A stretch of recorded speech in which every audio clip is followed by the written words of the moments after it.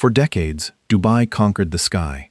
But right now, to survive its own extreme climate, the city is doing the exact opposite. It is digging down.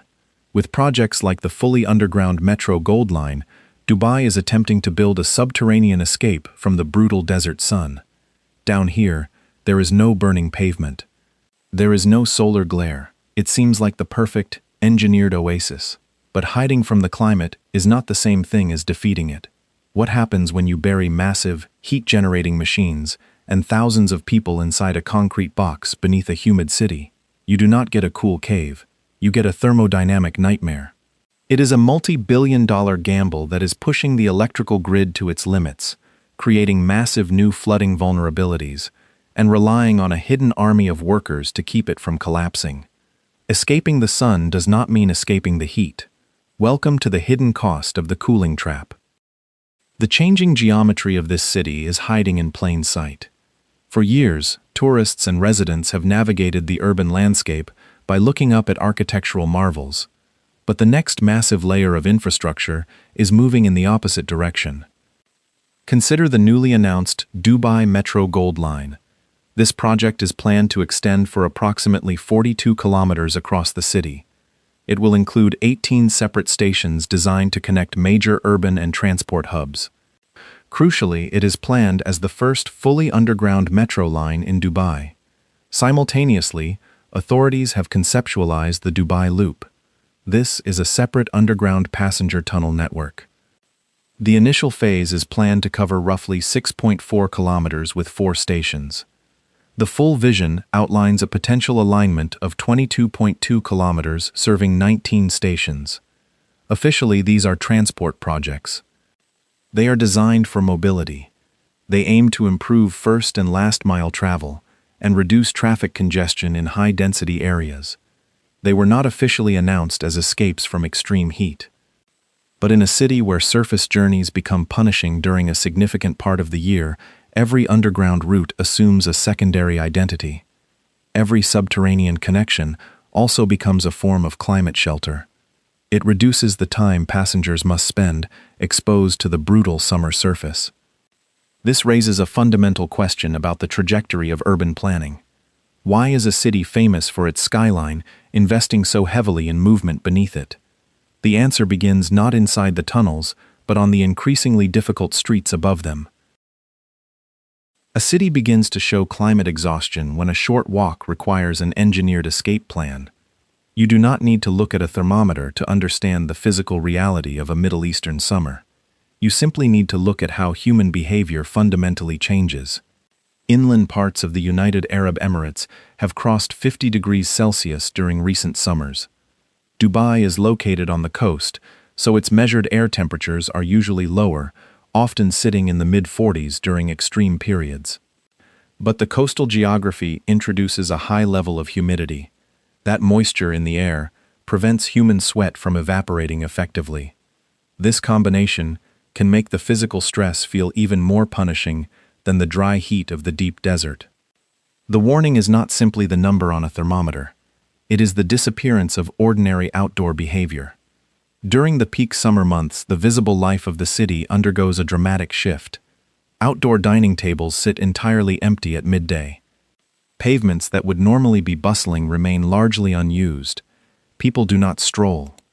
They move quickly with deliberate urgency between vehicles and air-conditioned entrances. Bus shelters require their own enclosed cooling systems. The majority of leisure activity is forcibly shifted toward the nighttime hours. This extreme seasonality creates a quiet but heavy pressure on the tourism economy. Dubai relies heavily on international visitors to sustain its massive hospitality and retail sectors. But when tourists are forced to retreat indoors, the economic velocity of the city changes. Visitors move in enclosed bubbles between hotels and malls. They rely on taxis rather than walking past independent shops or local restaurants. For a retail business that depends on pedestrian foot traffic, even a modest decline in outdoor walkability translates directly into lost revenue. The economic model of tourism demands constant movement and consumption, but the climate demands shelter. This creates a hidden crisis for businesses that fall outside the protected air-conditioned zones. The delivery riders remain exposed on the blistering asphalt. The security and maintenance staff continue to work outside. Would you still call a city walkable if every comfortable journey depends on continuous mechanical air conditioning? Dubai did not suddenly begin moving underground today. Daily life had already retreated into separate islands of cooled air long ago. The artificial climate network already exists. It dictates almost every movement a person makes during the summer months. Think about the architecture of a typical day. You wake up in a cooled apartment. You walk to an air-conditioned elevator. You descend into an underground concrete garage. You get into an air-conditioned car. You drive to a mall and park in another covered structure. You walk through an enclosed pedestrian bridge. You board a chilled metro train. You arrive at a fully climate-controlled office tower. A person can easily complete an entire day in Dubai while spending only a few cumulative minutes actually exposed to the outside air. Cooling is no longer merely an appliance installed inside a specific room. It has become an urban utility as essential as water or daylight. This comfort must be constantly produced. It must be distributed across vast distances. It must be pumped through massive networks. It must be monitored continuously. It must be metered and ultimately paid for by someone. This is the hidden financial strain resting beneath the luxury image. The infrastructure required to maintain these connected cold islands is immense. Consider the future loop concept, which plans for a climate-controlled walking level of roughly 30,000 square meters for year-round pedestrian movement. While future loop is an elevated concept rather than an underground tunnel, it proves the broader development trend.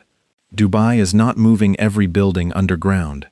It is moving more of the space between buildings into controlled environments. At first glance, expanding this controlled space downward seems brilliant. Placing transit networks below the earth removes the threat of direct sunlight. It eliminates solar radiation. The surrounding soil offers a slower rate of temperature fluctuation compared to the open air. There is no hot pavement absorbing and radiating heat back up at pedestrians. It grants engineers far greater control over the internal environment. But this elegant solution harbors a fundamental thermodynamic flaw. An underground station is not an empty cave. The sun may no longer be heating the station, but the station is now heating itself. The ground slows heat from entering the station, but it can also slow internally generated heat from escaping. Imagine placing thousands of busy people inside a heavy concrete box. Then add heavily mechanized moving trains. Add massive electric motors. Add powerful mechanical braking systems. Add thousands of bright lights. Add high-voltage transformers and complex electrical control rooms. Then bury that concrete box beneath a hot and humid city. Underground does not automatically mean cool. Every single element required to move humans efficiently generates its own thermal energy. Passenger body heat alone contributes significantly to the temperature of a crowded platform. When a massive metal train decelerates to stop at a station, the friction from the braking system releases a tremendous surge of thermal energy into the immediate environment. The motors driving the escalators run constantly. The lighting fixtures generate continuous baseline heat. Furthermore, the station is not perfectly sealed from the outside world. Hot and humid outdoor air infiltrates the space every time a street-level entrance opens. It is pulled down through ventilation shafts. It travels through the tunnels. Metro engineering research clearly shows that all these factors contribute to massive internal station heat loads. This turns ventilation and air conditioning from luxury amenities into vital survival systems. If the mechanical cooling fails, the underground space does not revert to a comfortable cave. It rapidly becomes a stifling and dangerous oven. The heat generated by the city is now trapped beneath it.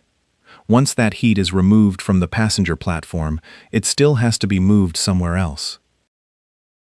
Thermal stability is not free cooling.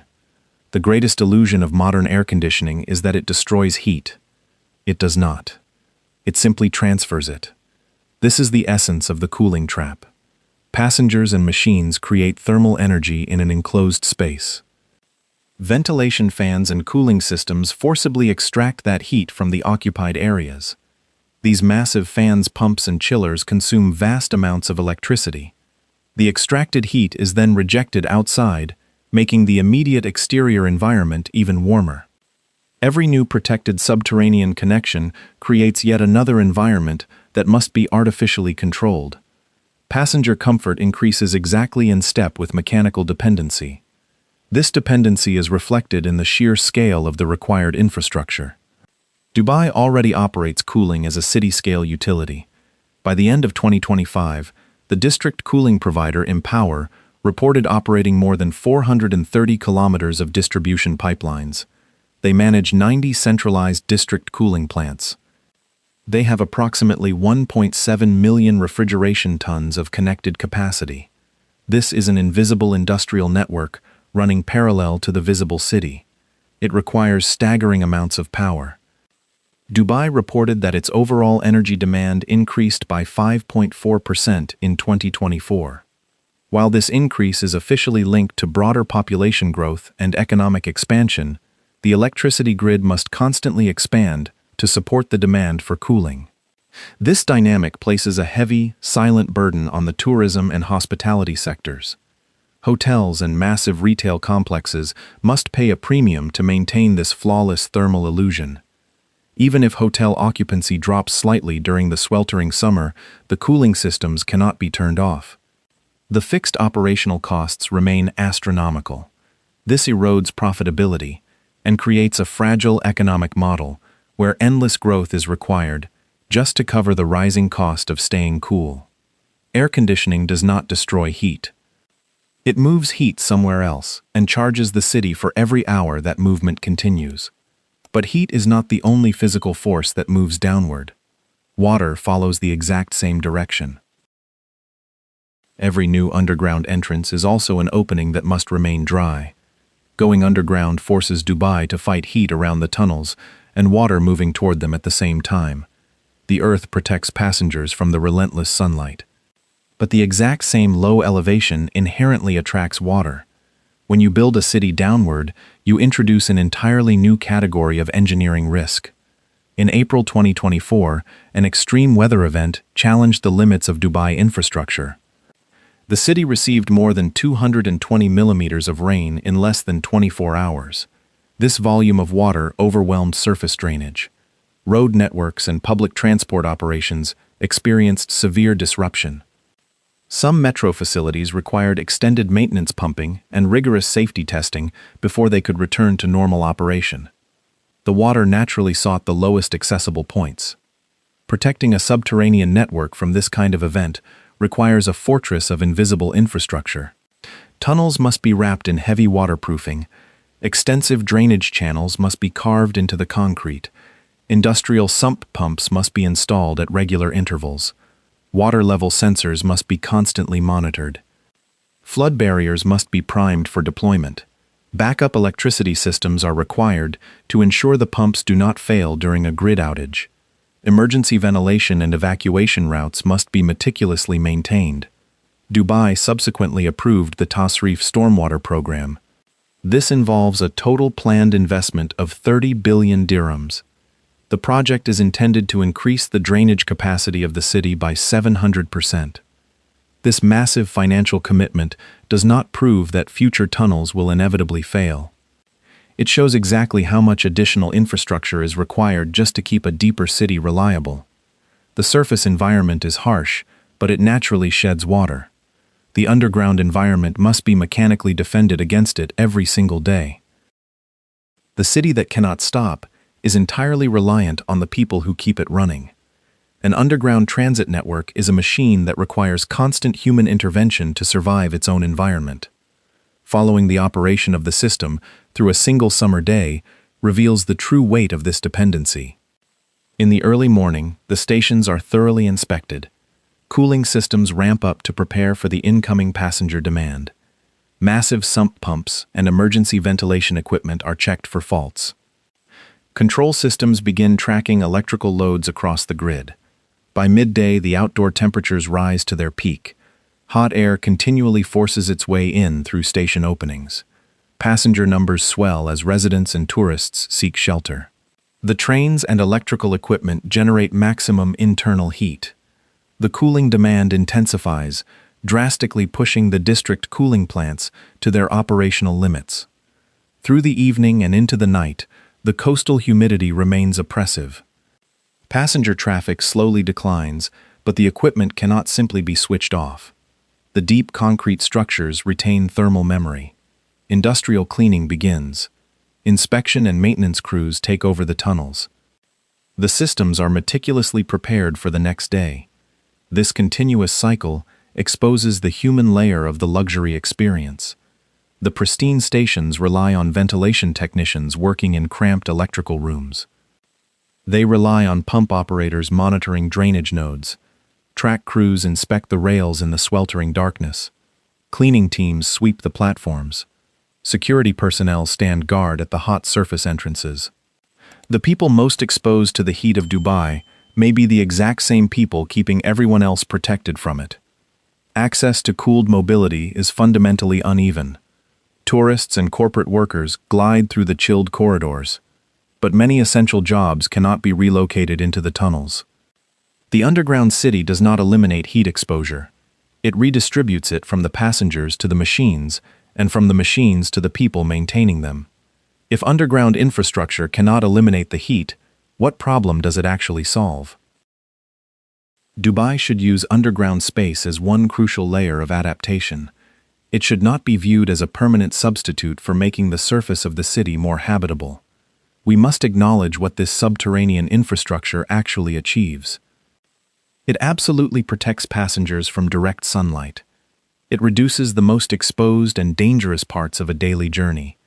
It vastly improves public transport connectivity between major urban districts.